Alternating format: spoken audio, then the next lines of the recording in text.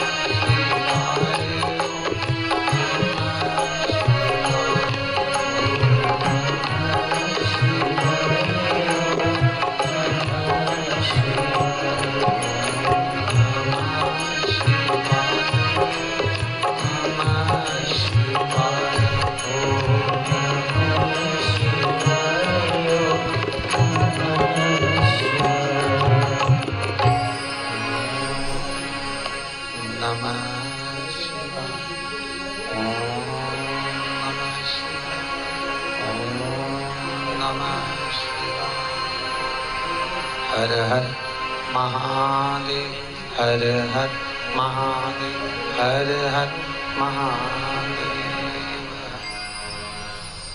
काशी विश्वनाथ भगवान शिव, जिनकी पुनीत पावन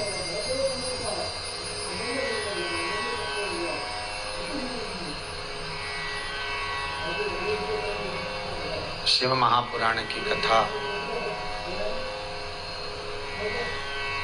श्रवण करने का सौभाग्य श्री पुरुषोत्तम मास के इस पावन अवसर पर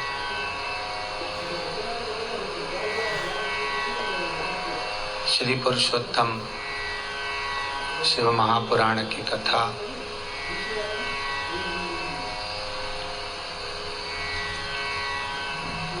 श्री कुबेर भंडारी भगवान भूत भावन भूतेश्वर शिव के इस पावन प्रांगण में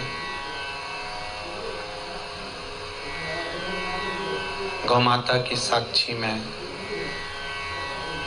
वृद्धों की पावन पुनीत तब साधना स्थली पर श्रीमती हुलसी जी यादव, श्री धनुआ राम जी यादव, रायपुर छत्तीसगढ़,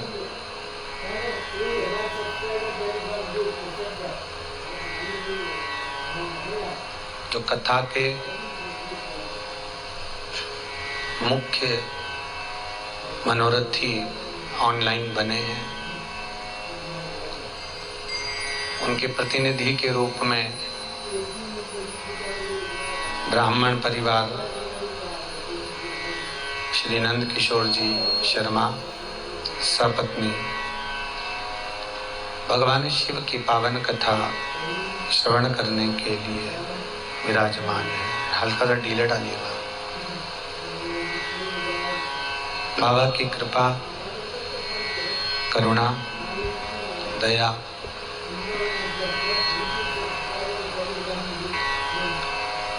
शिव की कृपा से पुरुषोत्तम शिव महापुराण की कथा का ये दूसरा सत्र चल रहा है। पार्ट 2 भाग 2 चल रहा है।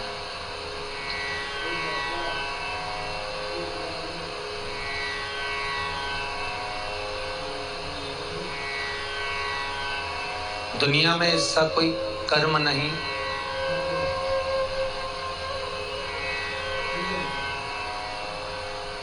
और ऐसा कोई फल नहीं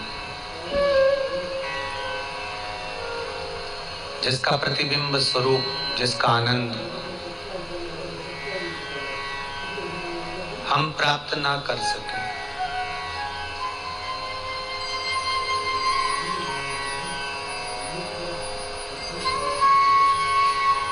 भक्ति और विश्वास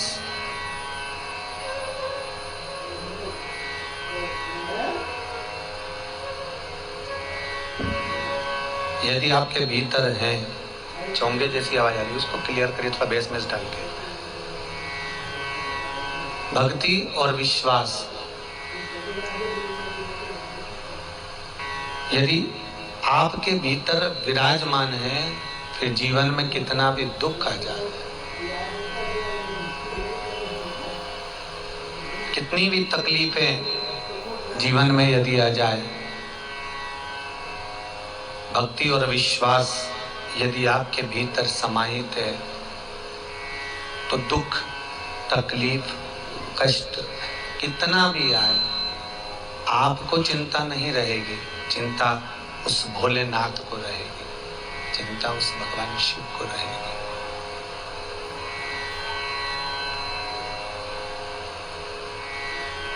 यदि विश्वास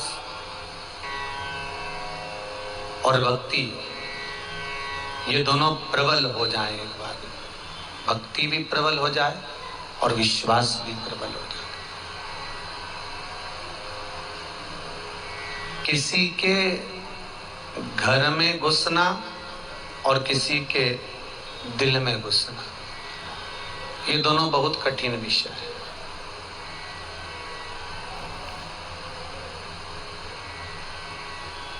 घर में प्रवेश करना भी कठिन है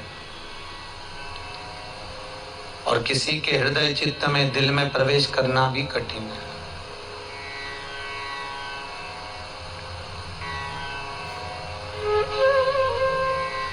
चित्तवृत्ति के भीतर एक बार यदि परमात्मा समा गया, चित्तवृत्ति के भीतर यदि एक बार भगवान आ गया, फिर जो आपके मन की अभिलाषा होती है वो भगवान स्वतः ही पूर्ण करता है।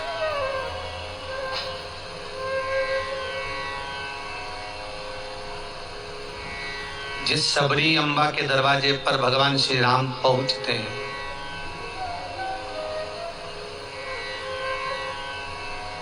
माँ शबरी अम्बा के द्वारे पर भगवान राम मातंग बाबा के कहने पर माँ शबरी इंतजार करती करती बाट जोती और रोती, नैनों से अश्रु बहाती, रोज फूलों की सेज बिछाती और इंतजार करती।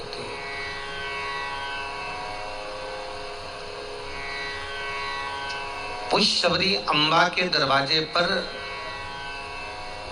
राम को पाने की ललकता शबरी की एक जन्म की नहीं थी।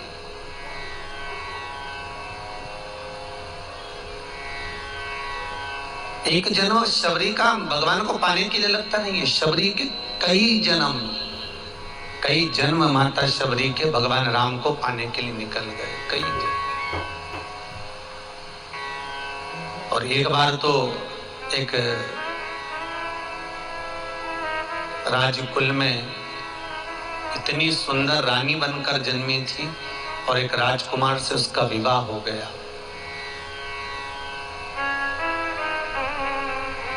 और राजकुमार उसको किसी को देखने ना दे, नौकर चाकर को उसके कमरे में जाने ना दे।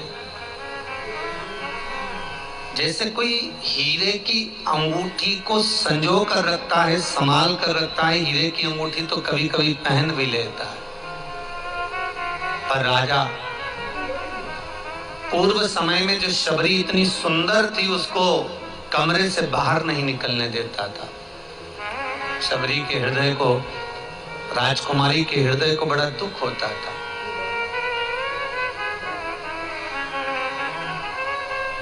कि आखिर मैंने क्या जन्म पाया, वो सुंदरता किस काम की जिसमें हम किसी से मिल ना सके, भजन कर ना सके, स्मरण कर ना सके। आज राजकुमारी ने अपने पति से कहा, सुनो जी, मैंने जिंदगी में आपसे कुछ नहीं मांगा, बस एक बार आपसे मांगना चाहती हूँ, आप मुझे एक बार हरिद्वार का गंगा का स्नान करा कर ले आओ, बस एक बार, और कुछ नहीं।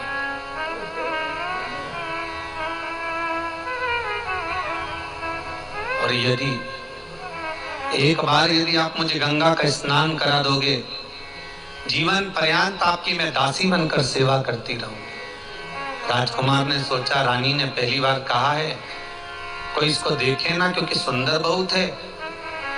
राजा के भवन से लेकर हरिद्वार की पौड़ी तक, गंगा के घाट तक टेंट लगा दिया गया कि इसको कोई देखे ना। इतनी सुंदर थी शबरी पूर्व जन्म। और जब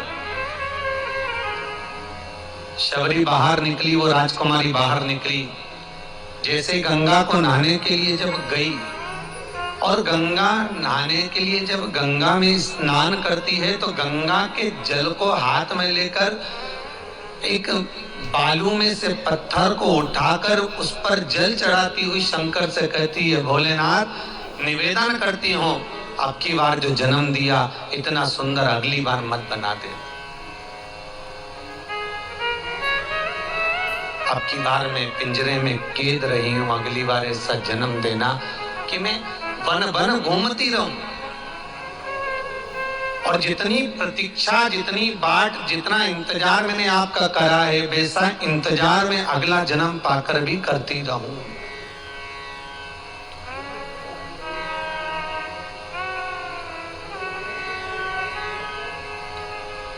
और भगवान उसको मिले। क्यों? क्योंकि उसका विश्वास प्रबल था।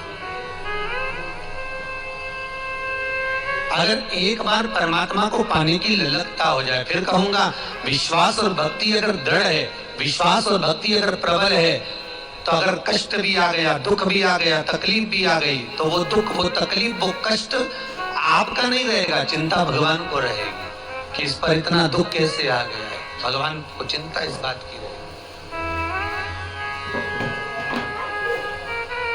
किसी ने सही कहा है कि पकड़ लो हाथ बनवारी, नहीं तो डूब जाऊंगी। हमारा कुछ ना बिगड़ेगा, तुम्हारी शान जाए। हमारा कुछ बिगड़ने वाला नहीं है, अगर जो कुछ भी जाने वाला है, लोग कहेंगे इतना भजन करती है, लोग कहेंगे इतना पूजन करती है, लोग कहेंगे इतना स्मरण करती है, लोग कहेंगे इतनी साधना करती है, नित्य प्रति कथा रसपान करती है, रोज का भगवान की कथा का आनंद लेती है, और उसके बाद भी इसको दुख समाया हुआ है, उसके बाद भी इसको तकलीफ समाई हुई है। हमको कोई कुछ नहीं कहेगा, कहेंगे लोग आप।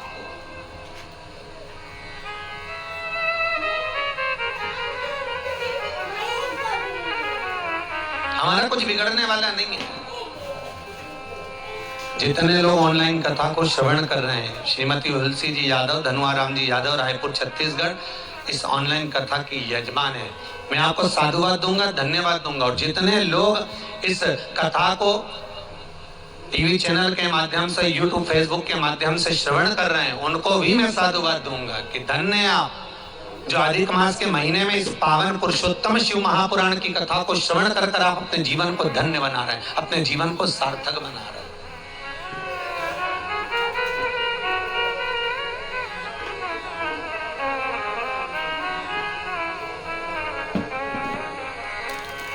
मौका मिला, भगवान ने अगर दिया है मौका, तो भगवत भजन के लिए दिया। कहा मालवा के संत श्रीनागर जी महाराज कहते हैं, मौका मिला तो भजन करो रे,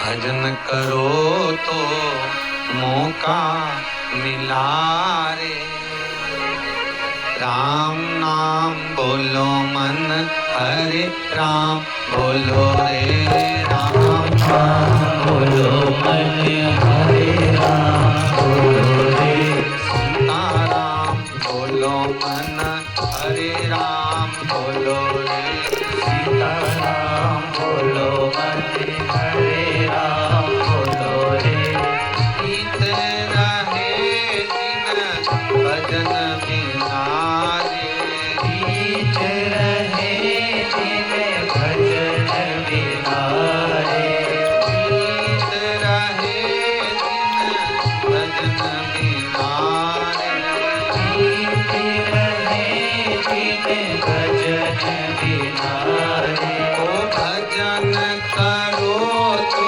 ये मौका मिला रे, भजन करो ये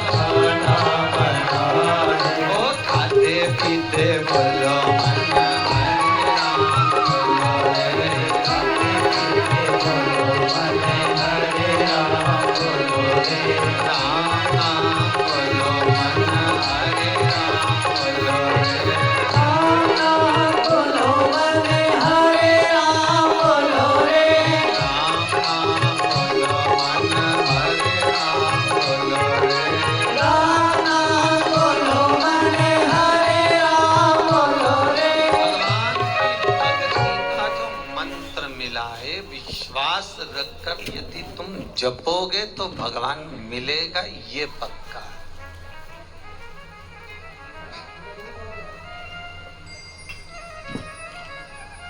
और साधारण महीना नहीं है, आश्विन का अधिक मास है महाराज।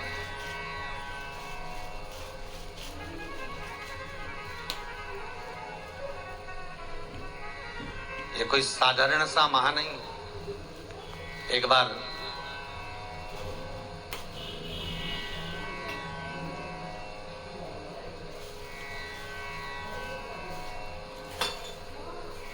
पांडवों ने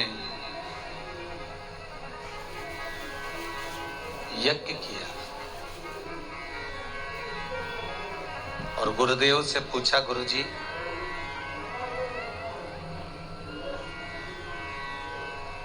ऐसा कोई मुहूर्त बताओ जिस मुहूर्त में यज्ञ करें।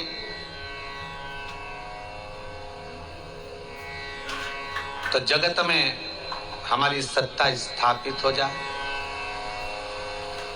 और गुरुजी ने कह दिया कि आप यज्ञ करिए,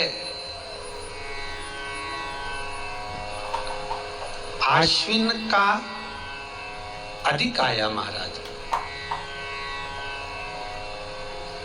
और आश्विन का अधिक मास था जिस समय पर पांडवों ने सुंदर यज्ञ किया, बहुत सुंदर। पहले हिंदू धर्म में नियम था कि यज्ञशाला में एक घंटा लगाया जाता था बड़ा सारा, और वो घंटा यज्ञ की पूर्णाहुति होती थी उस समय पर अपने आप बज जाता था, उसे कोई बजाता नहीं था। उस घंटे को कोई बजाएगा नहीं, बस अपने आप वो घंटा बज जाएगा, अपने आप बजेगा। यज्ञ प्रारंभ हुआ।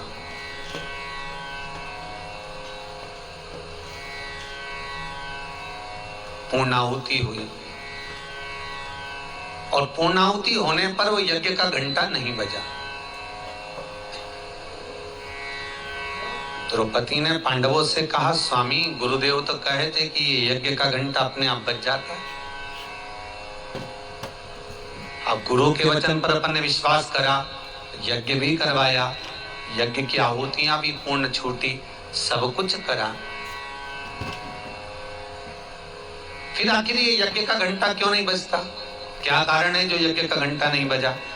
युधिष्ठिर पहुंचे गुरुदेव के पास, गुरुजी ये बताओ कि हमने जो यज्ञ करा, हमने जो अनुष्ठान करा, इसमें जो घंटा लगाया था वो यज्ञ का घंटा पूर्णाहुति पर बजना था, फिर वो बजा क्यों नहीं? डिले थोड़ा सा कम करो, थोड़ा सा। तो यज्ञ का घंटा आखिर बजता क्यों नहीं है? किस लिए नहीं बजा? गुरुदेव बोले भैया यज्ञ तो हमने अच्छा करवाया, अनुष्ठान भी पूरा करवाया, सांकल्य भी दी, आहुतियां भी पूर्ण दी। आप चाहो तो देवताओं को बुला बुला कर पूछते जाओ कि उनको ये आहुति मिली कि नहीं मिली। महाराज सारे देवताओं को बुलाया जाए,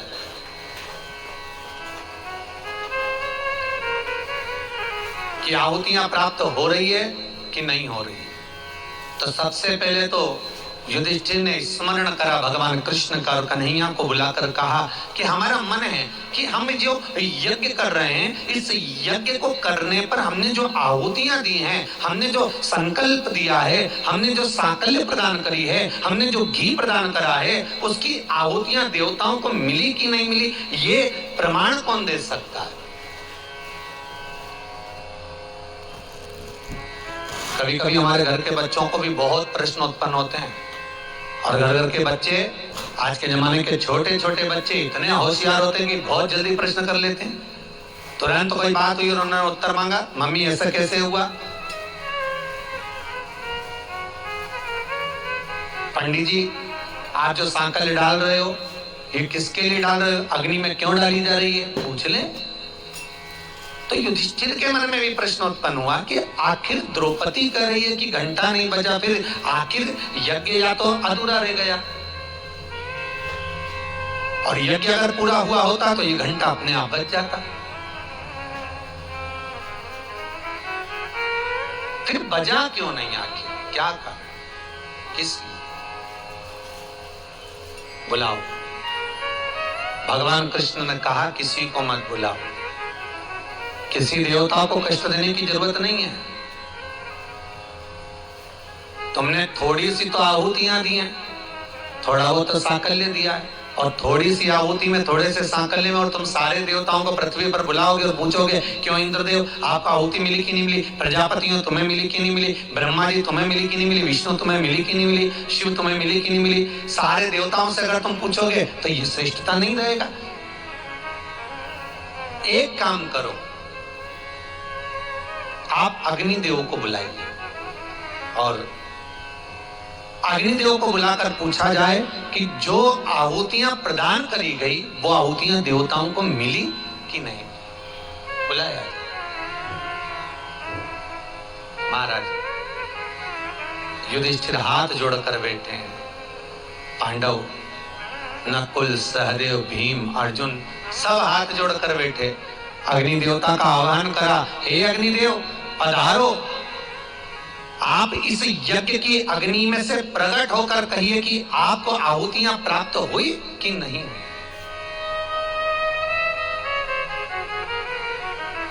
आप प्रकट होकर कहिए कि आपको सांकल्य प्राप्त हुई कि नहीं हुई। अब स्वयं कहिए, आप बोलिए। महाराज अब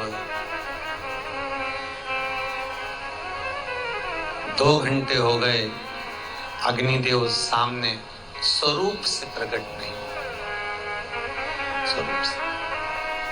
3 घंटे हो गए, अग्निदेव अपने स्वरूप से प्रकट नहीं। 4 घंटे हो गए, अग्निदेव अपने स्वरूप से प्रकट नहीं। बारंबार निवेदन किया गया कि आप प्रकट होइए, हे अग्निदेव आप सम्मुख में आइए कि ये आहुतियां आपको मिल रही है कि नहीं मिल रही, देवताओं को प्राप्त हुई कि नहीं हुई, आप प्रकट हुए। निवेदन किया।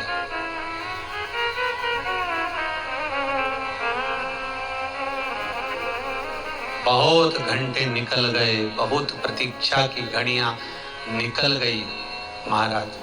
तब भगवान कृष्ण स्वयं बोले, हे अग्निदेव अब आप प्रकट होइए और आप प्रकट होकर ये बताओ कि ये जो साकल्य दी गई देवताओं के लिए, वो साकल्य देवताओं को प्राप्त हुई कि नहीं हुई? आपको बस इतना कहना, ये प्राप्त हुआ कि नहीं?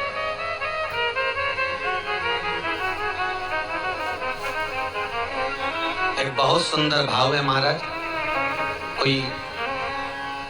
कोई आपसे कहे कि आपने ब्राह्मण को भोजन कराया, तो ब्राह्मण को जो भोजन कराया वो अपने पूर्वजों को प्राप्त हुआ कि नहीं हुआ? आपने गौ माता को अगर रोटी दी है, गौ माता को अगर आपने चारा दिया है, तो आपको उसका फल प्राप्त हुआ कि नहीं हुआ? आपने किसी चीज का यदि दान दिया है तो उसका फल आपको मिल रहा है, ना मिल रहा है, ये प्रमाणिकता कहां से लाओगे? परशु महापुराण, स्कंद पुराण, लिंग पुराण, नर्मदा पुराण, हमारे वेद व्यास जी महाराज ने जिन पुराणों की रचना करी है, जिन पुराणों का वर्णन किया है, जिन पुराणों का स्मरण किया है, उसमें वर्णन किया, उसमें कहा यदि आपने किसी ब्राह्मण को भोजन कराया है और भोजन कराने के बाद आपके मन को संतुष्टि का भाव उत्पन्न हुआ है, 24 घंटे में 15 मिनट भी आपकी चित्त वृत्ति में यदि संतुष्टि का भाव प्रकट होता है, समझ लेना कि आपके देवताओं ने उस भाग को ग्रहण किया है, वो भाग ग्रहण किया।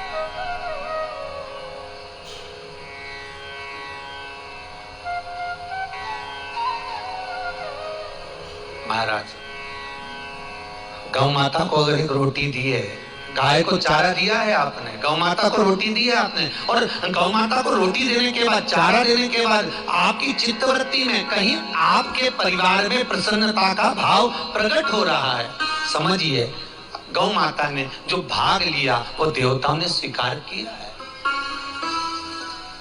वो देवताओं को प्राप्त हुआ है, वो मिला है देवताओं। महाराज, आपका दिया गया भाग मिला ना मिला, भगवान कृष्ण निवेदन कर रहे हैं। भगवान कृष्ण कह रहे हैं, हे अग्निदेव आप प्रकट होइए।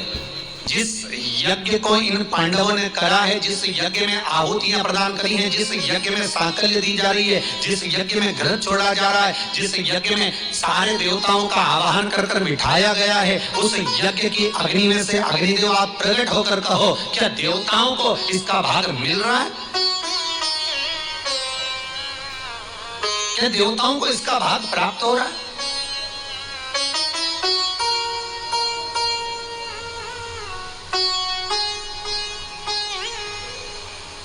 हम तो निवेदन करेंगे कि ऑनलाइन कथा जो करवा रहे हैं, पहले जिंदल परिवार ने कराई, गोयल परिवार, सोमवंशी परिवार, गंगवार परिवार, राजूरे परिवार, अग्रवाल परिवार, ऐसे जिन जिन ने कथा करवाई,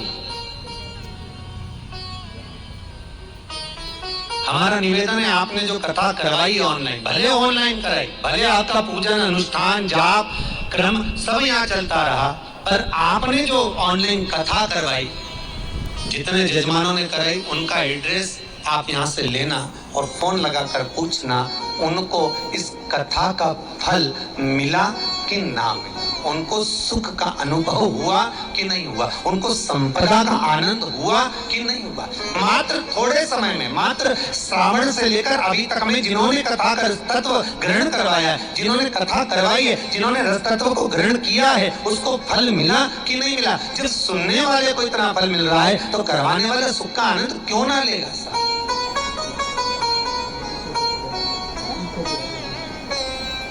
सुख का आनंद क्यों ना प्राप्त होगा?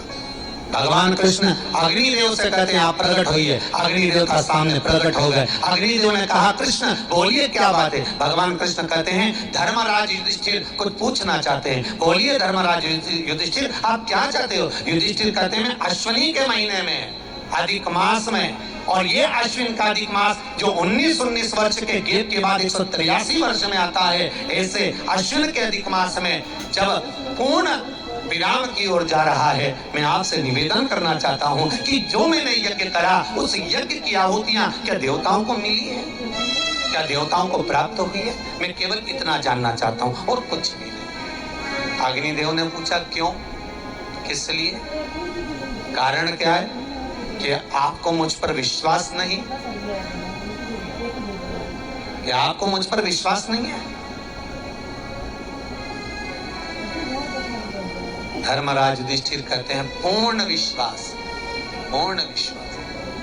पर कारण एक है कि यज्ञशाला में जो घंटा लगा था वो घंटा अपने आप नहीं बजा है। शास्त्र रीति कहती है कि पहले जो यज्ञ होते थे, यज्ञ में घंटा लगता था, वो घंटा अपने आप बजता था।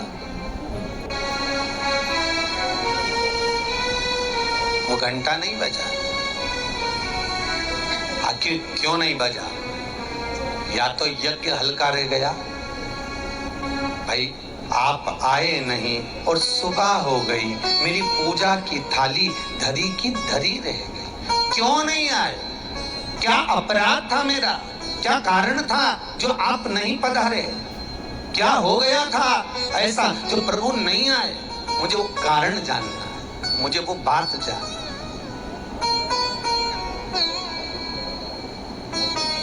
फिर निवेदन करूंगा, ये अश्विन का अधिक मास सहज नहीं है, सरल। भाई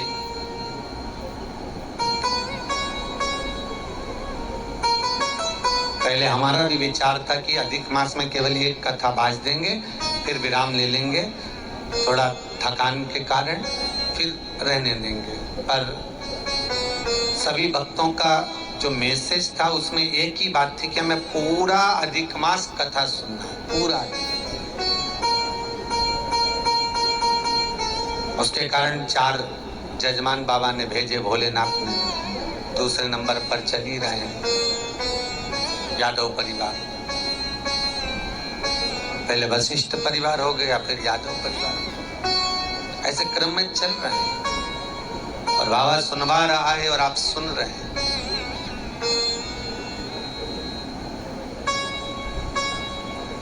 यज्ञ का जो घंटा है वो बजा क्यों नहीं है? यज्ञ नारायण कहते हैं मेरी 7 जिह्वा है, अग्नि की 7 जीभ है महाराज। और आप देख सकते हो काली, कराली, मनोजवा, सुलिहिता, ध्रुमवर्णी, स्फुलिंगी और विश्वरुचि। अग्निदेव कहते हैं ये मेरी 7 जिह्वा हैं। और मेरी धर्म पत्नी स्वाहा, जब आप यज्ञ कर रहे थे, स्वाहा बोल रहे थे मेरी धर्म पत्नी का नाम, मेरी धर्म पत्नी उस भाग को ले जाकर मेरी जिह्वा के माध्यम से देवताओं को दे रही। कलकत्ता में आपको कहा था कि आपके घर में यदि गोबर का कंडा जलाकर, गाय के गोबर को, सूखे हुए कंडे को जलाकर अगर आहुति छूट रही है, कंडा भी नहीं जलाया, गैस पर भी बनाए हुए भोजन की 5 साकल्य छूट रही है, वो भी नहीं करा, भगवान के सामने कुछ धूप रखकर आप 5 साकल्य अन्न की छोड़ रहे हो, घर में जो भोजन बन रहा है, जो आप अग्नि में अगर दे रहे हो, तो उसका भाग ये रहता है कि उस घर में कभी हार्ट अटैक नहीं हो सकता।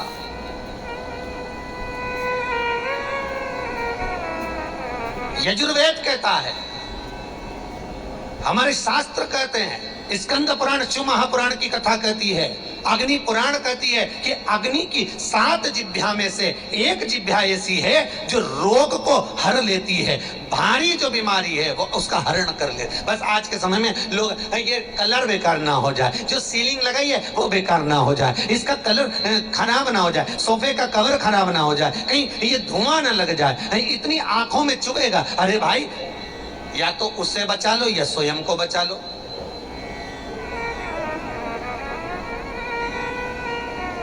या तो स्वयं को बचाओ या फिर घर परिवार में जो रौनक है, डेंटिंग पेंटिंग है, उसको बचा लो।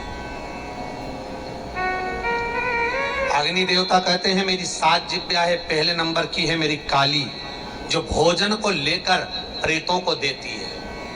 हम जब आहुति छोड़ते हैं यज्ञ में, हमने जो आहुति प्रदान करी वो 7 भाग में बट गई, और उसका फल क्या क्या है ये अग्नि पुराण कह रही है, उसका फल क्या क्या है ये स्कंद पुराण कह रही है, उसका फल क्या क्या है ये शिव महापुराण कह रही है। हमने जब आहुति दी, बस हमने हाथ में लेकर स्वाहा बोला और बोलते से उस आहुति के 7 भाग हो गए महाराज। भले हमने वो इंद्र को दियो, ओम इंद्राय स्वाहा, ओम प्रजापते स्वाहा, ओम अग्नि स्वाहा, भले हमने एक देवता का नाम लेकर दिया पर उसके 7 टुकड़े हो गए। पहला 7 जिब्या अलग अलग भाग को अलग अलग जगह पहुंचा रही है। पहले नंबर पर अग्नि देव की जिब्या का नाम है काली, वो काली जो भोजन देती है वो प्रेतों को देती है हमारा। दूसरे नंबर पर है कराली। कराली भोजन को लेकर जो कुंवारी अवस्था में मर जाते हैं, अधोगति में शांत हो जाते हैं, कराली अग्निदेव की दूसरी जिह्वा भाग उनको प्रदान करती है। तीसरे नंबर पर मनोजवा भोजन लेकर पितरों को देती है। अग्निदेव की तीसरी जिह्वा मनोजवा के भोजन का भाग लेकर पितरों को प्रदान कर रही है। चौथी सुलोहिता, ये भोजन लेकर वासुकों को दे रही है महाराज। 5वीं ध्रुमवर्णी, ये भोजन लेकर देवताओं को प्रदान करती है। 6ठी स्फुलिंगी, ये अग्नि की वो जिह्वा है स्फुलिंगी कि घर के अंदर धूप जो छूटती है, अग्नि जो साकल्य भोजन आदि हम घर के अंदर देते हैं, ये स्फुलिंगी एक जिह्वा अग्नि देवता की ऐसी है जो घर में से रोग को हटा देती है। फिर निवेदन करूंगा, हार्ट अटैक की बीमारी को हटाना है तो घर में 7, 5, 3, 2, 1 तुम्हारी मर्जी पड़े उतने जो घर में भोजन बने वो अग्नि देवता को जिमाना है। थोड़ा सा धुआं जरूर होगा, धूप लगेगी तो धुआं तो होगा, पर बड़ी बीमारी घर में प्रवेश नहीं करती। क्यों? अग्नि देव की 6ठी जिह्वा स्फुलिंगी रोग, बड़े से बड़े रोग को, यहाँ तक शास्त्र, आप पहले का इतिहास उठाकर देखिए, पहले के समय में अटैक की बीमारी नहीं होती थी, हार्ट अटैक नहीं होता था, शुगर नहीं होती थी, ये ब्लड प्रेशर नहीं होता था। आज के समय में सारी बीमारियां हो गई। क्यों? क्योंकि घर तो बड़ा बन गया, बंगला भी बड़ा बन गया, ईश्वर राम की वस्तुएं भी बहुत हो गई, पर घर में जो प्रतिदिन 5 आहुतियां पूर्व के समय के लोग दिया करते थे, घर में 5 आहुतियां जो चूल्हे में छूटती थी वो आहुतियां बंद हो गई। उसका स्मरण फिर प्रारंभ हो, जगत का फिर कल्याण।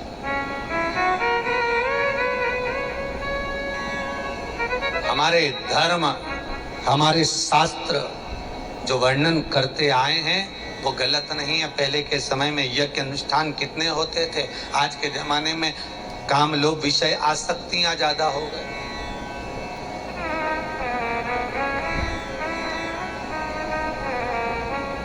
छठे नंबर की अग्नि देवता की जिह्वा का नाम है स्फुलिंगी, और अग्निदेव की ये 6ठी जिह्वा स्फुलिंगी ये बीमारी का हरण कर लेती है, ये रोग का हरण कर लेती है।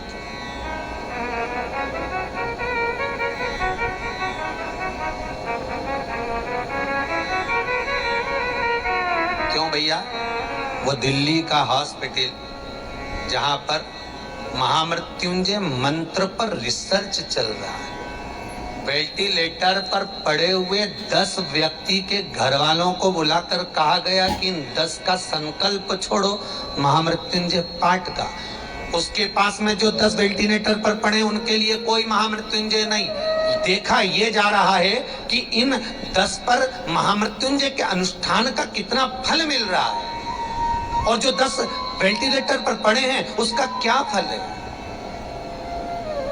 वहां के डॉक्टरों जब रिसर्च करते हैं, अखबारों में भी आया, फेसबुक यूट्यूब पर भी डला हुआ है, जब उन्होंने हॉस्पिटल का नाम तक डला हुआ है, जब अखबारों में आया, देखो असर क्या देखने को मिला?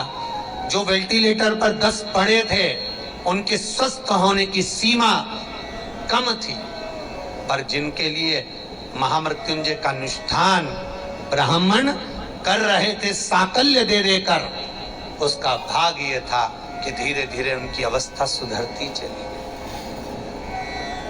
फिर निवेदन करूंगा, अकाल मृत्यु वो मरे जो काम करे चंडाल का, काल उसका क्या बिगाड़े जो भक्त हो महाकाल का। आपकी चित्त वृत्ति में अगर शिव है, आपकी चित्त वृत्ति में अगर शंकर है, आपके मन में अगर शंकर समाया हुआ है, बाल बाग का नहीं हो सकता। राजा श्वेत की तरह डरने की जरूरत नहीं। क्यों डरे? हम भजन में डूबे रहे, हम स्मरण में डूबे रहे, हम चित्तवृत्ति में डूबे रहे। विश्वास और भक्ति अगर प्रबल है तो तुम्हें टेंशन आ भी गया, दुख आ भी गया तो चिंता मत करना। चिंता उस भोलेनाथ को होगी जिसका विश्वास करा था, जिसका भरोसा करा।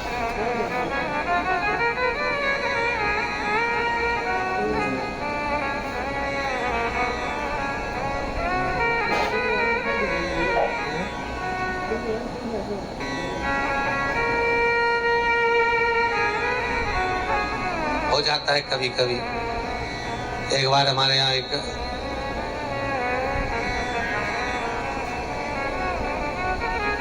सीहोर के एक अग्रवाल परिवार आए और उन्होंने उनका मकान का मुहूर्त करना, जमीन पर उनको बोर करवाना, खड्डा।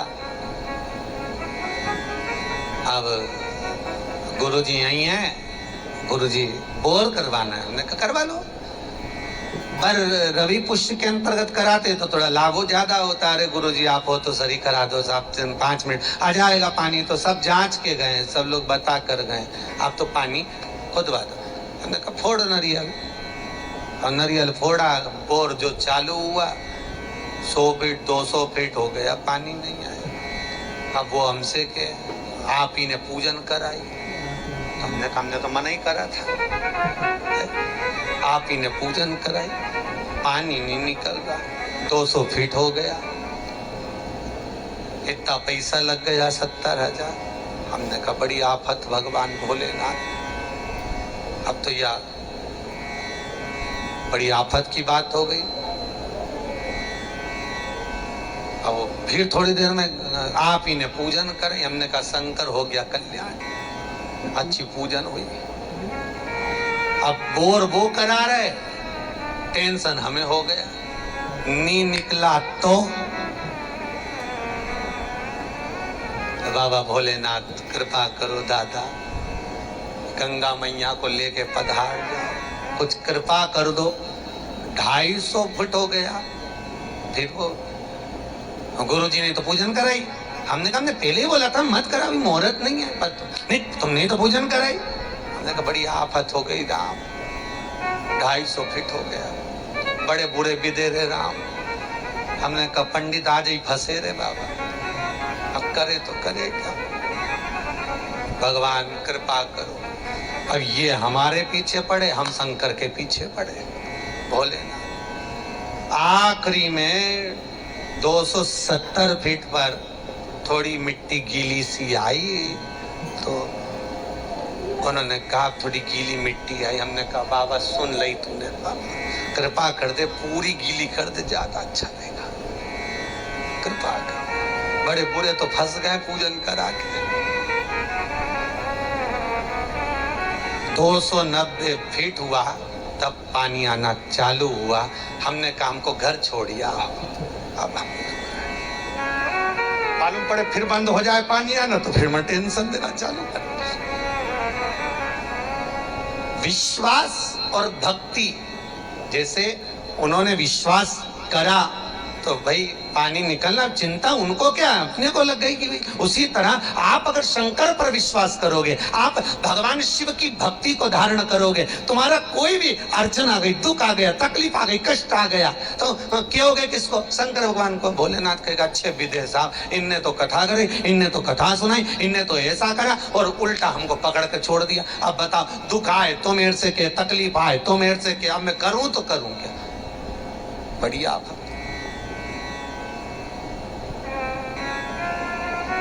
भक्ति और विश्वास अगर पक्का है तो चिंता तुम्हारी शिव के पास है, टेंशन वो लेगा, अपने को नहीं।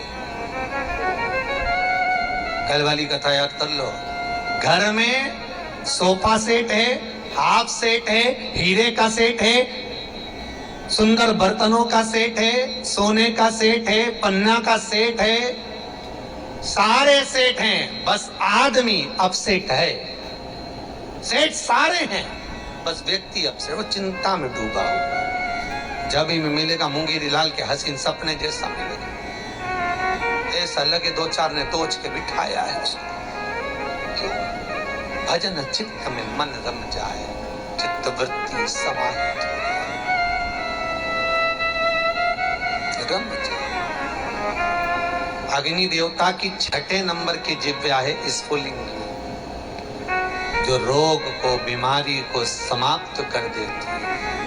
यज्ञ अनुष्ठान से, आहुतियों से रोग बीमारी समाप्त होती है, समाप्त। 7वें नंबर की अग्निदेव की जिह्वा है विश्व रुचि। विश्व रुचि जो दरिद्रता को दूर भगाती है, लक्ष्मी का प्रवेश कराती है। जिसके घर में अग्नि के ऊपर सांकल्य दी जाती है, भोजन दिया जाता है, हम तो यहां तक कहते हैं कि आप कंडा भी मत जलाओ, आप गैस जलाते हो तो गैस पर ही थोड़ा सा कुछ छोड़ दो। अग्नि तो है ना, किसी रूप में भी है तो अग्नि, आप उस पर ही नियम। धर्मराज युधिष्ठिर, मैंने सारे देवताओं को भाग दिया, ये जो मेरी 7 जिह्वा हैं ये सबको भाग देती रही है, सब। यज्ञ कर्ता ब्राह्मण और यज्ञ करवाने वाला यजमान, दोनों को ध्यान रखना चाहिए। यजमान जब आहुतियां दे रहा हो, ब्राह्मण स्वाहा बोल रहे हैं, ओम इंद्राय स्वाहा, तो जो आहुतियां दे रहा है, अग्नि पुराण कहती है, स्कंद पुराण कहती है, जो आहुति दे रहा है उसके मुख से स्वाहा शब्द निकलना जरूरी होता है। ब्राह्मण बोले वो अपनी जगह पर है, ब्राह्मण संबोधन करे वो अपनी जगह पर है, पर जो आहुतियां डाल रहा है, जो सांकल्य प्रदान कर रहा है, उसके मुख से स्वाहा निकलना चाहिए। क्यों? क्योंकि ब्राह्मण का कर्म है देवताओं को बुलाना। उसने बोला ओम इंद्राय स्वाहा, इंद्राय सामने भाग लेने के लिए। अब यजमान का मन होना चाहिए खिलाने का, यजमान का मन होना चाहिए देने का। तो यजमान जब स्वाहा बोलेगा तब वो इंद्रदेव उस पदार्थ को ग्रहण करेगा। जिस आहुति में यजमान स्वाहा नहीं बोलता, वो आहुति देवता स्वीकार नहीं करता।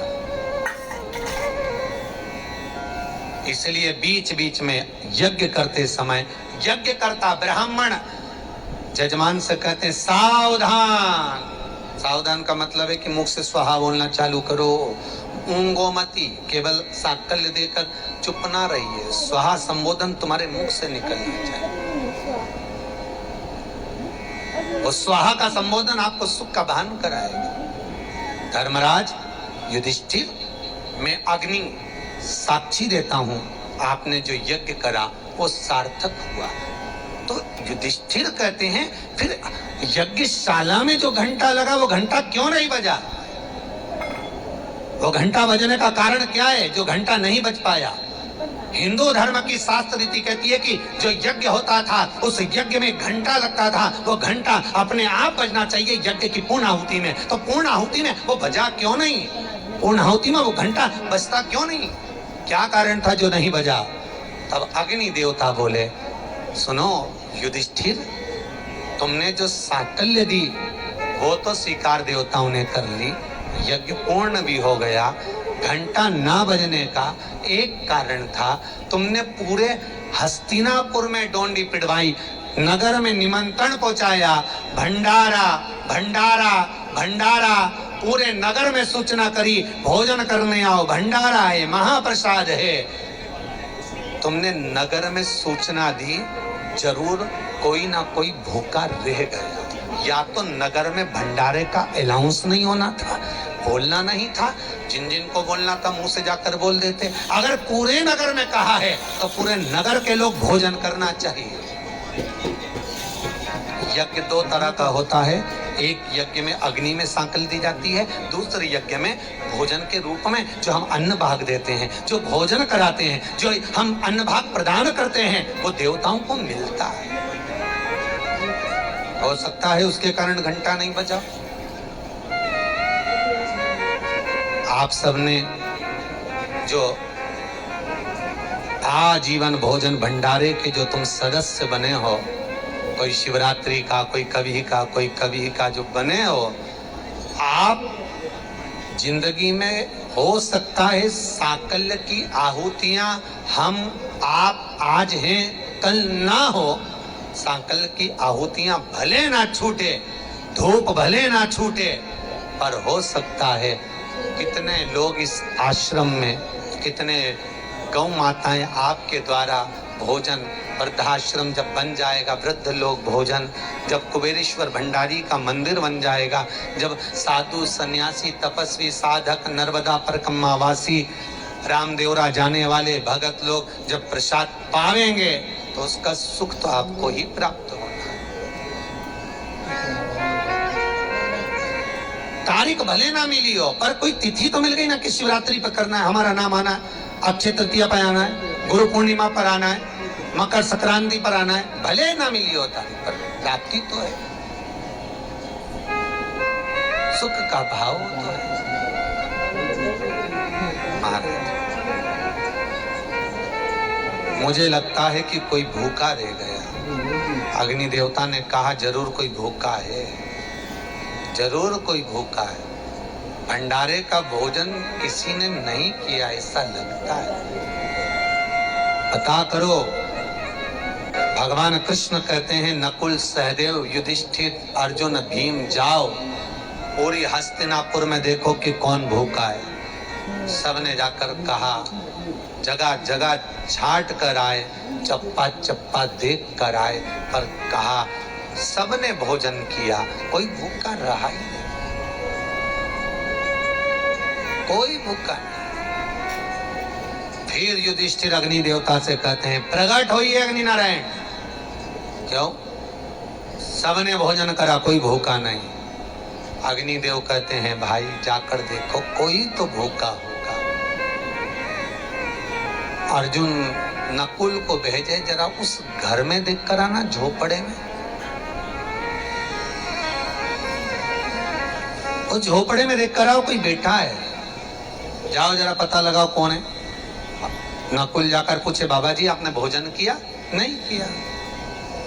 भोजन नहीं किया? नहीं। भंडारे में भोजन नहीं किया? नहीं। क्यों नहीं करा? चलो आप भंडारे का भोजन कर लो, अगर भोजन करोगे तो हमारे यज्ञ की पूर्णाहुति का घंटा बज जाएगा, हमारा यज्ञ पूर्ण हो जाएगा। चलिए।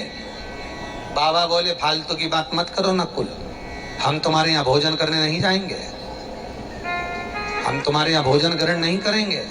नकुल ने पूछा क्यों, किस लिए? आपको मालूम नहीं है? अश्विन का अधिक मास चल रहा है,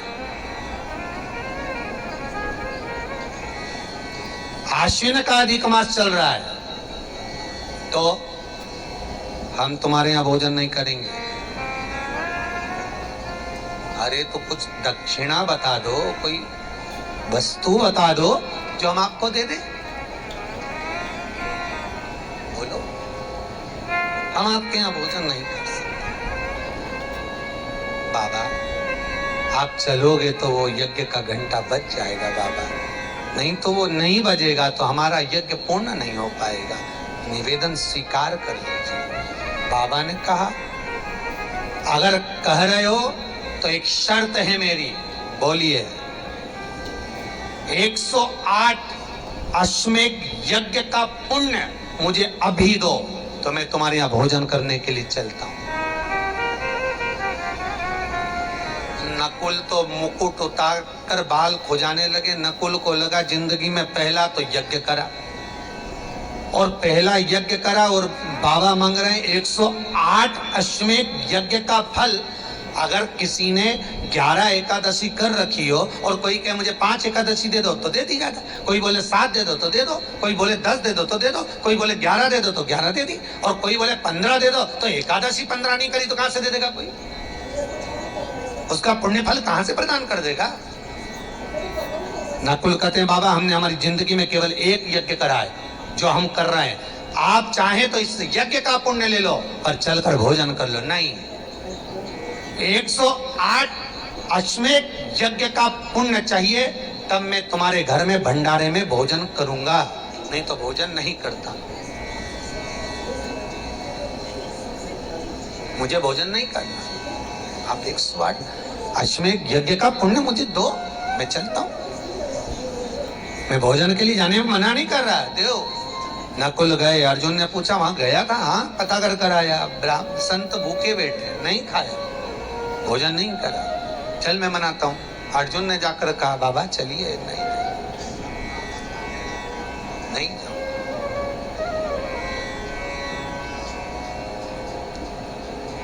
108 अश्वमेध यज्ञ का पुण्य चाहिए। 108 अश्वमेध यज्ञ। और जब आप मेरे को 108 अश्वमेध यज्ञ का पुण्य दे दोगे तो मैं चलूंगा।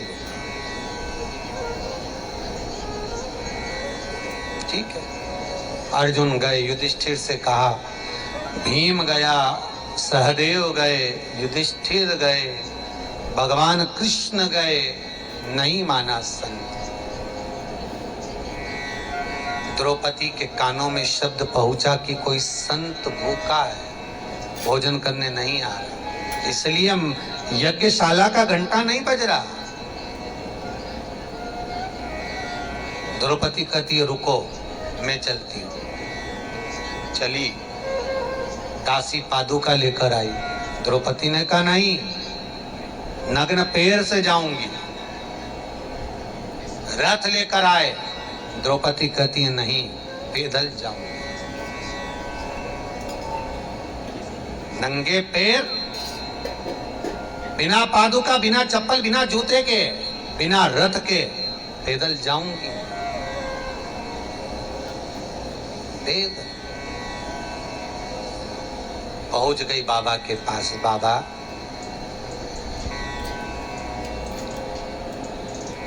बाबा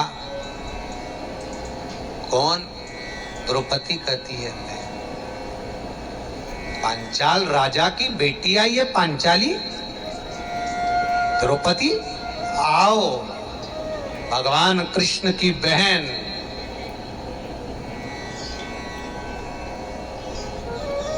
पधारो, बोलो क्या चाहिए? बाबा चलकर भोजन कर लो। यज्ञ की आहुति छूटी पर घंटा नहीं बजा। सारे नगर में हमारी हंसी हो रही है कि इनकी पूर्ण आहुति पूर्ण नहीं हुई, मंदिर का घंटा नहीं बजा यज्ञ का। चलो बाबा। क्या तुम्हारे पतियों ने नहीं बताया? क्या तुम्हारे पति नहीं बोले कि 108 अश्वमेध यज्ञ का पुण्य चाहिए? द्रौपदी कहती है बाबा इतनी सी बात, और आप इतनी सी बात पर अड़ के बैठे हो कि 108 अश्वमेध यज्ञ का पुण्य चाहिए। देती हूं मैं 108 अश्वमेध यज्ञ का पुण्य मैं आपको देती हूं, तो चलोगे ना? हाँ चलो, लाओ दो 108 अश्वमेध यज्ञ का पुण्य। अर्जुन, नकुल, सहदेव, भीम, युधिष्ठिर, कृष्ण सब खड़े थे। कृष्ण ने कहा द्रौपदी बहुत सिद्ध संत है, झूठ मत बोल देना, बेवकूफ मत बना देना, बावरा मत बना देना। 108 अश्वमेध यज्ञ तूने कब कर लिए? तेरे पतियों ने तो जिंदगी में पहला यज्ञ करा, तूने भी पहला करा। तो तू 108 यज्ञ का फल कैसे दे सकती है? द्रौपदी खड़े होकर बोली, हे वसुदेव, हे कृष्ण, कन्हैया, हमारे शास्त्र कहते हैं, मेरे गुरु ने कहा था एक बार कि जब किसी संत के दरवाजे पर, गुरु के दरवाजे पर, मंदिर में, देवालय में, तीर्थ में जितने कदम चलकर आश्विन अधिक मास के अंतर्गत जितने कदम व्यक्ति चलकर किसी सदगुरु के दरवाजे पहुंचता है, मंदिर तक पहुंचता है, तीर्थ तक पहुंचता है, उतने अश्वमेध यज्ञ वो अपनी जिंदगी के कर लेता है। मैं गुरु के दरवाजे पर आई हूं, 5000 कदम चलकर आई हूं, मेरे पास में 5000 अश्वमेध यज्ञ का फल है, उसमें से 108 तुम्हें दे दिए, 108 तुम्हें दिए, रखो, ले लो 108 अश्वमेध यज्ञ का फल। ये दिया, रखो।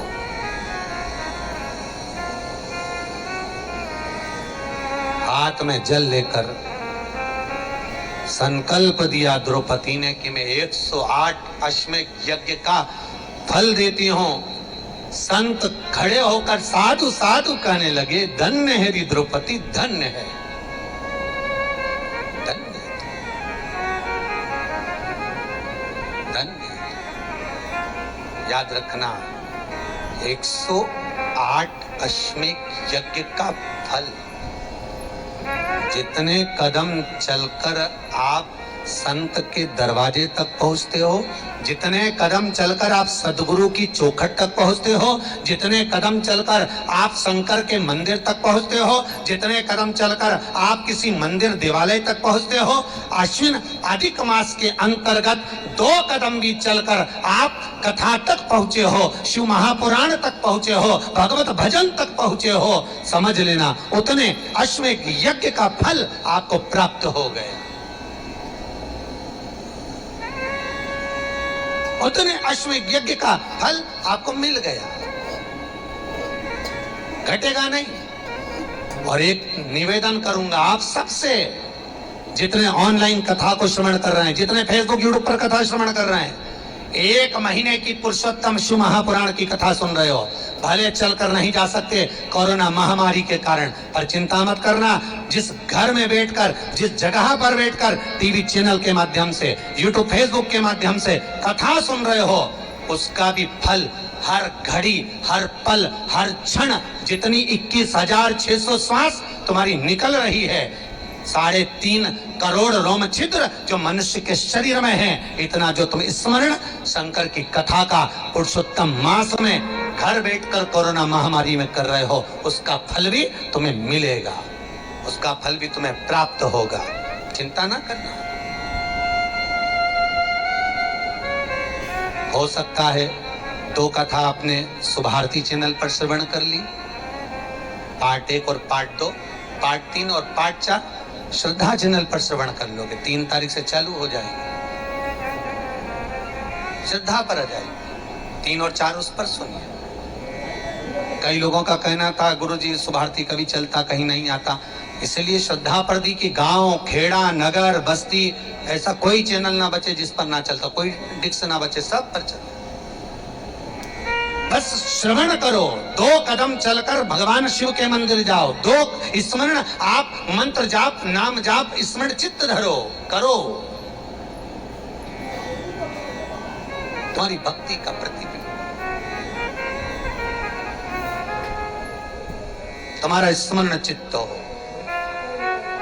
बाबा 108 अश्वमेध यज्ञ ले लो, 108।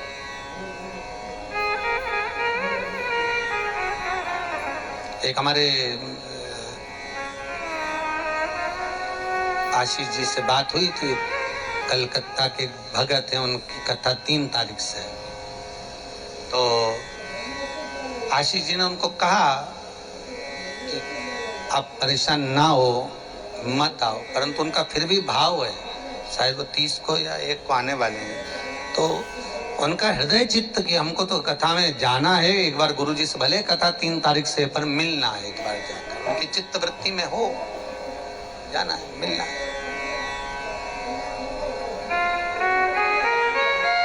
आप जितने कदम चल रहे हो, मेरा निवेदन है, टीवी के सामने बैठकर कथा भी सुन रहे हो, तो आपकी भक्ति की निर्मलता, आपके भाव की निर्मलता, आपकी चित्त वृत्ति की निर्मलता।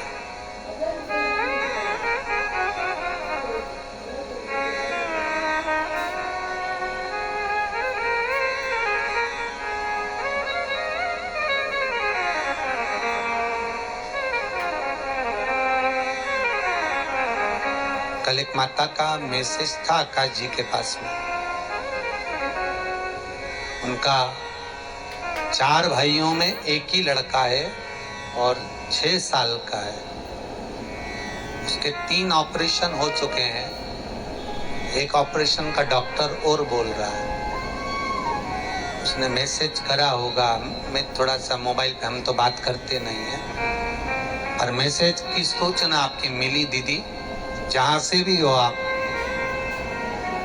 कर्नाटक की जिस भूमि से आपने मैसेज करा है, निवेदन करेंगे 3 ऑपरेशन अगर आप उस बालक के करवा चुके हो, 4था ऑपरेशन का अगर डॉक्टर बोल रहा है और उस बच्चे के उदर में कोई प्रॉब्लम ज्यादा है, बच्चा 6 वर्ष का है, तो निवेदन करूंगा दीदी, एक बार प्रयास करना, उस बच्चे के बराबर गुड़ तोल लेना, गुड़ को तोलकर उसमें जितनी गुड़ की बट्टियां हो उतनी ही हल्दी की गठान रख लेना, हल्दी की गांठ, उतनी ही काली मिर्च रख लेना, और उस बालक पे से 21 बार उतार कर जो काली मिर्च है वो बहते पानी में डाल देना, हल्दी की गांठ पीपल के नीचे डाल देना, गुड़ किसी भी गौशाला में जाकर गाय को खिला देना, 15 दिन इंतजार करना, फिर डॉक्टर को एक बार चेक करवाना, अगर वो बोले तो ऑपरेशन कराना। मुझे विश्वास है मेरे शंकर पर, ऑपरेशन टल जाएगा। करना जरूर, अगर सुन रहे हो तो कर लेना। हम तो फोन पर बात करते नहीं और ना जवाब दे पाते हैं, पर आपकी सूचना आई इसलिए आपको अलग से ये वर्णन किया। करना, 4 भाई में अगर एक ही पुत्र है तो निवेदन है उसके लिए प्रयास करना। और मुझे विश्वास है मेरे शंभू पर, मुझे पूर्ण भरोसा मेरे शंकर पर है कि वो वाणी को टालेगा नहीं, वो बच्चा स्वस्थ रहे।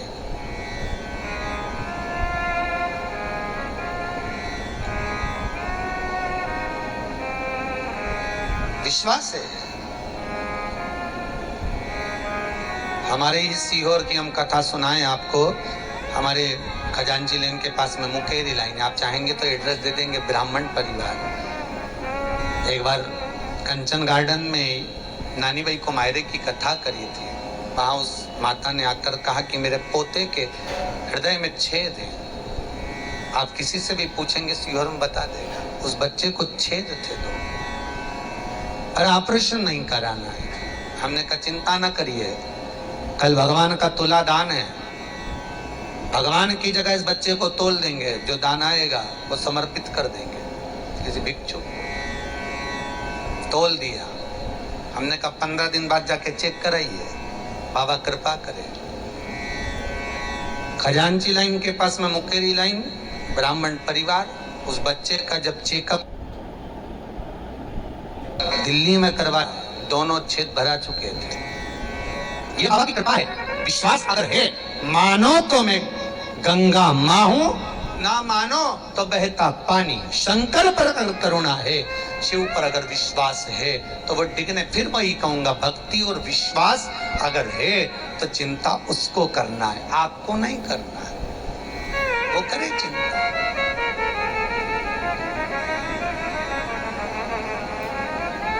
बाबा 108 अश्वमेध यज्ञ का पुण्य ले लो। क्या आपने 108 अश्वमेध यज्ञ करें? हाँ बाबा, जितने कदम चलकर मैं संत के दरवाजे पर पहुंची हूँ, जितने कदम चलकर मैं गुरु के द्वार पर पहुंची हूँ, जितने कदम चलकर मैं मंदिर देवालय तक गई हूँ, अश्विन अधिक मास में उतने कदम मैंने यज्ञ कर लिए हैं। आप ले लो 108, 5000 अश्वमेध यज्ञ में से 108 तुम्हें देती, रखो इस यज्ञ को।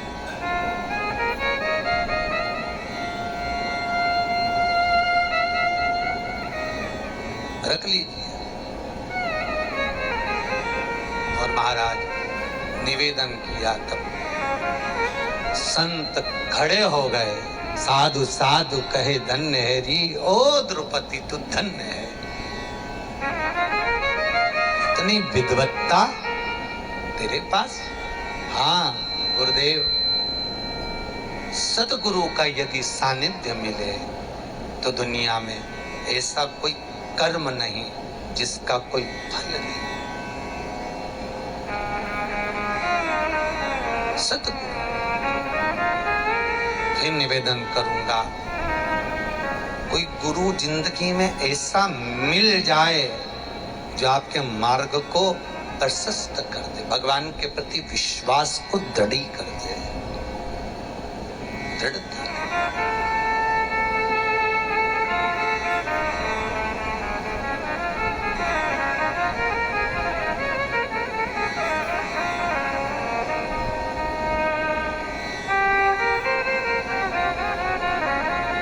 विश्वास की प्रबलता। 4 गुरु होते हैं। प्रथम गुरु है माता, द्वितीय गुरु है पिता, तृतीय गुरु है शिक्षक, चौथा गुरु है सदगुरु। पहले नंबर पर माता रूपी गुरु है। उस गुरु ने आपकी जिंदगी बनाई है, आपको जीने के काबिल बनाया है। दूसरे नंबर पर पिता गुरु है, उसने आपके जीवन को सर्वस्वता ने छावर कर दी। पूरी पेड़ी जमा कर, कमाने के स्रोत बनाकर बाप ने तुम्हें दे दिया, खुद पीछे हट गए।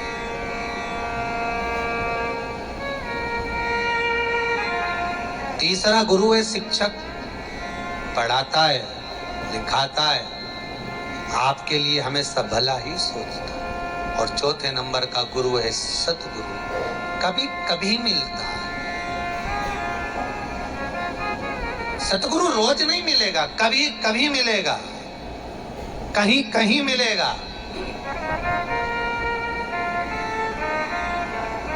और वो जीवन का सुख प्रदान कर देगा।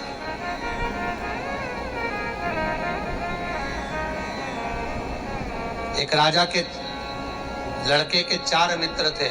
24 घंटा साथ रहने वाला, 8 घंटा साथ रहने वाला, कभी कभी मिलने वाला। 3 मित्र थे। 24 घंटा, 8 घंटा।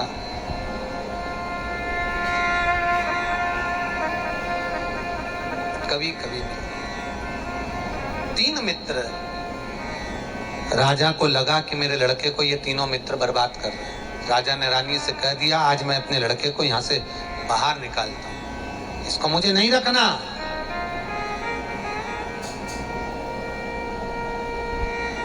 राजा को बाहर निकाल दिया लड़के को।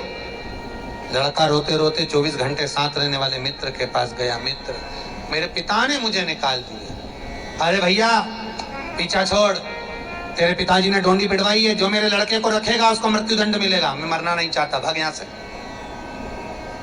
24 घंटे वाले ने बाहर निकाल दिया। 8 घंटे वाले के पास पहुंचा। मित्र, तू तो मेरे साथ 8 घंटे रहता था।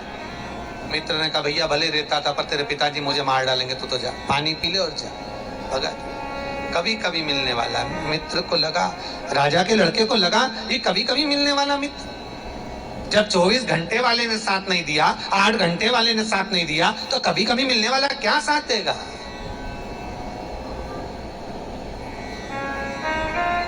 क्या साथ देगा? फिर भी गया मित्र। मित्र ने कहा, क्यों चिंता करता है?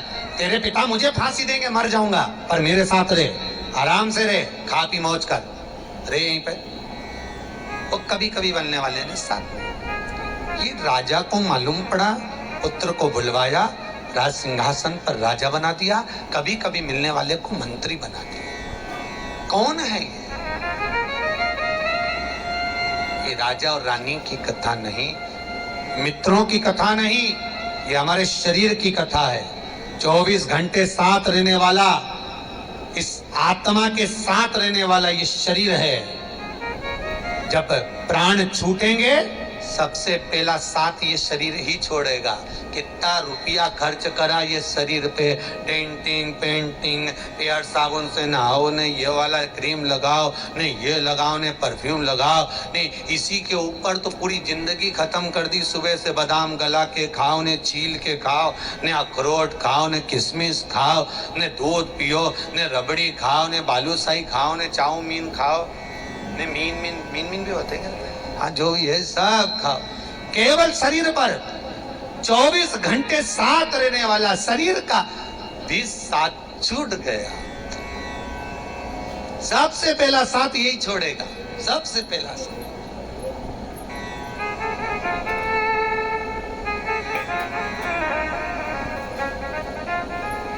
और पूरी जिंदगी निकाल दी इस शरीर के लिए, पूरा जीवन। कहीं घुटना दुखे, अभी तो दिखा के आई थी, 1500 रुपए डॉक्टर को दिए, 2000 की गोली लाई, बस शरीर के चक्कर में 5000 चूना लगा जाए। अब कोई कहीं का महाराज बोल देता कि 5000 रुपए कोई दान में लगा दे, रहने दो महाराज, अभी घुटना में लगा है।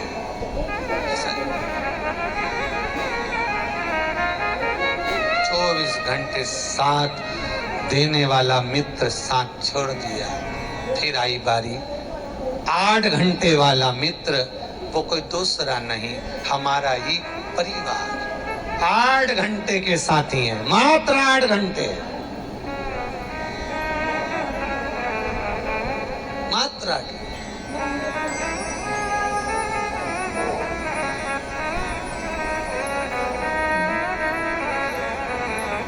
केवल 8 घंटे के साथी। रात को मरोगे 2 घंटा दमदारी से जब रोएंगे, अच्छी जोर जोर से अल्लाह अल्लाह के नहीं नीटी जाए। 2 घंटे के बाद एक कमरे में पटक देंगे। रात को तो आग भी नहीं लगा सकते। हाँ, कोरोना महामारी चल रही है, भले लगा दे, अब तो पैक करके ले गए, छोड़िए वो बात दूसरी।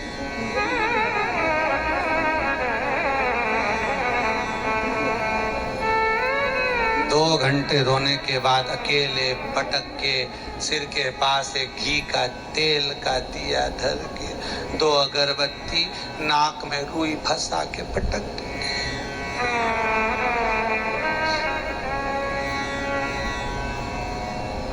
कोई रात भर रोएगा? अरे बोलो तो रे ऑनलाइन वालों, कोई रोएगा रात भर? जाओ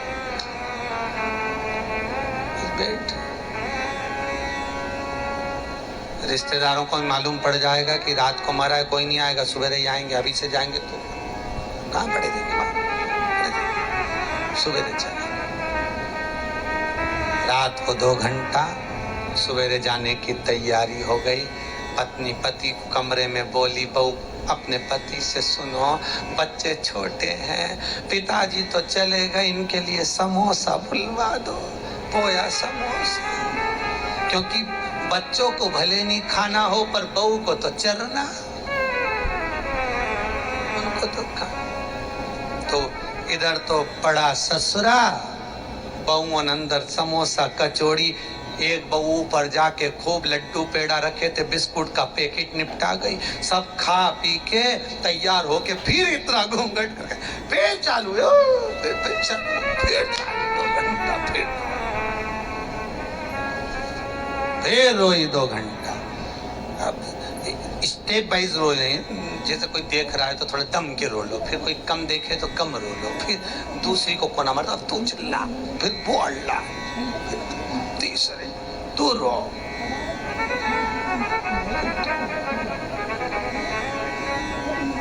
फिर जब जाने का 4 घंटा हो गया, जाने का समय आया, जब एनर्जी पावर पूरी लगाना पड़ता है, लाइट जाते जाते बैटरी फुल पावर पे, बस फिर जब 1 घंटा जदे 5 घंटा हो गया, 3 घंटा बचा कर रखा, सब ले गए, झाड़ू पोछा लग गया, दूसरों के यहाँ से खाना आ गया, पूरी सब्जी खा पी के। अब 3 घंटा इसलिए रखा क्योंकि जो भी आएगा उसके सामने थोड़ा सा तो कैसे मरे बता दो। अब पूरे मोहल्ले में हो गई कि कोरोना में मरे, तो भी कह रही क्या हो गया था, रात को तो अच्छे थे, मक्का की 2 रोटी खाई, कड़ी के साथ चूर चूर के 2 पापड़ भी खाए, और फिर चिल्ला फिर अब रोज 15-15 जो भी आए 5-7 मिनट तो रोना ही पड़े। इससे मिला के 10 दिन के पूरे 3 घंटे, ऐसे 8 घंटे के रिश्तेदार हैं। उसके बाद नुक्ती सेव गुलाब जामुन खाएंगे 12वें के दिन 13वें के दिन। 13 दिन याद करे क्यों रे मन सुमिरन क्यों नहीं करे। 13 दिन बाद सब भूल जाएंगे। फोटो पहले टेबल पे था, इसको भी समझ लो, पहले तुम कुर्सी पे थे, जिंदा थे तब, मरने के बाद टेबल पे आ गए फोटो, टेबल के बाद दीवार पे टंग जाओ। माला टंगी रहेगी एक प्लास्टिक की, हवा में हिलती रहेगी और तुम स्माइल देते रहोगे। बस यही मनुष्य की जिंदगी। जोड़ जोड़ के मर गए, आखिरी में टंग गए। श्राद्ध में नीचे उतरे, खीर पूड़ी चूर के फोटो पे चिपका दी और तुम स्माइल देते रहेगा। बस बड़ा, और हाय हाय करते करते मर गए। 2 प्रेम के बोल नहीं पाए।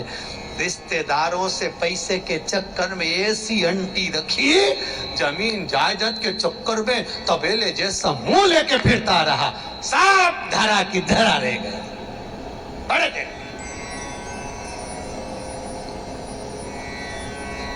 8 घंटे के रिश्तेदार, ये भी साथ नहीं देंगे, शमशान तक छोड़ आएंगे, आग लगा के भगी आएंगे, घर आके रोटी खाएंगे। और कभी कभी मिलने वाला होता है वो सतगुरु। उसके वचन जब याद आते हैं, कभी कभी मिलने वाला वो सतगुरु कह देता है, काय को चिंता करता है, आन दे, तेरे पिताजी आए तो, यमराज भी आए तो आन दे, घबराना नहीं, क्या कर लेगा। अंकल बैठा है ना, बस सदगुरु का काम यही है कि वो तुम्हें विल पावर मजबूत कर देता है, तुम्हारे को इतनी एनर्जी दे देता है, क्या घबराना, होगा जो देखा जाएगा। आग लगे बस्ती में, अपन रहो मस्ती में, क्या किसको रोइए, चादर तान के सोइए, क्या करना बन, खाओ पियो मौज करो, चकाचक खाओ, रो कर नहीं। पूरी जिंदगी अगर रोकर निकालोगे तो आखिरी का फोटो इस्माइल वाला ही टंगेगा, इसलिए पहले इस्माइल की जिंदगी निकालो। बहू ने कुछ कह दिया तो रोने बैठ गए, सास ने कुछ कह दिया तो बहू रोने बैठ गई, बाप ने कहा तो बेटा रो रिया, बेटा कहे तो बाप रो रिया, दामाद के तो कोई रो रिया, काय करो, अलमस्त जी, जो होगा देखा जाए। बढ़िया जोरदार खजूर वाली चोटी बनाओ, चिवड़ा बनाओ, चक्कर क्यों जिंदगी बेकार निकालो।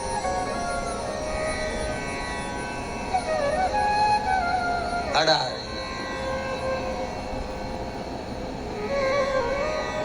सज धज के जिस दिन मौत की शहजादी आएगी, न सोना काम आएगा न चांदी।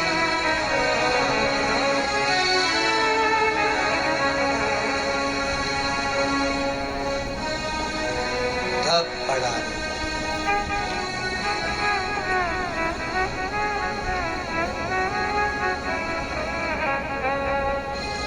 धरा कोई मतलब नहीं। बाबा चलो निवेदन करो, विनती करी आप चलकर भोजन करो, धन्य है तुम द्रौपदी, तेरी चित्त वृत्ति धन्य, तेरे विचार धन्य है जो तूने मुझे पाया। जैसे ही संत ने जाकर भोजन ग्रहण किया, यज्ञ का घंटा बज गया, यज्ञ का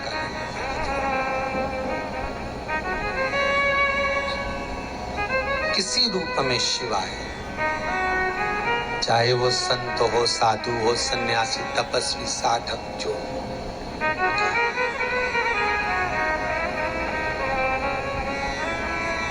तुम कमल रूप में आ